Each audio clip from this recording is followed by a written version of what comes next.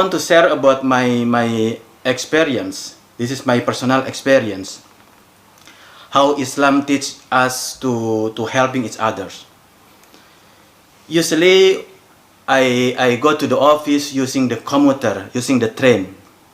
And then every day, every morning, we are standby in the station, train station, waiting our train. Once our train already arrive, the all people, the passenger, they are entry to the train directly, and then they fight each other to get the seat without pay attention with the surrounding area. And then once we are entering our train, I see the old woman. They are struggling with the big luggage. They are struggling put the big luggage in the track. But nobody in the train, they pay attention and helping this woman. This is the old woman with the big luggage. They are struggling put the luggage in the rack.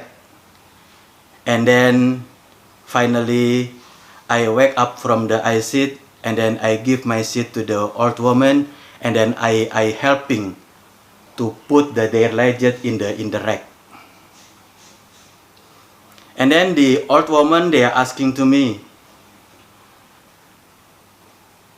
are you really give your seat to me and also helping put the luggage in the rack? And then I reply, sure ma'am, I helping you. And then this old woman say, oh, very thank you. They are very thank you about get the helping. And then the others side, my friend in the same train, they are asking, hey Ustaz Zainur Rahman, why you helping the old people, old woman, and then give your seat to him, and then you put the luggage in the rack? Because I see old woman is non-Muslim. Why you helping non-Muslim? And then I reply to my friend, because I am Muslim, so I helping each other.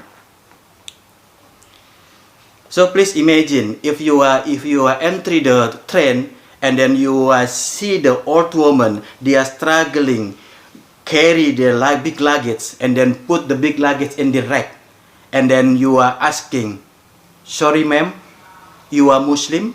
Because if you are Muslim, I will help you put the rack. Is it make sense? Is it make sense?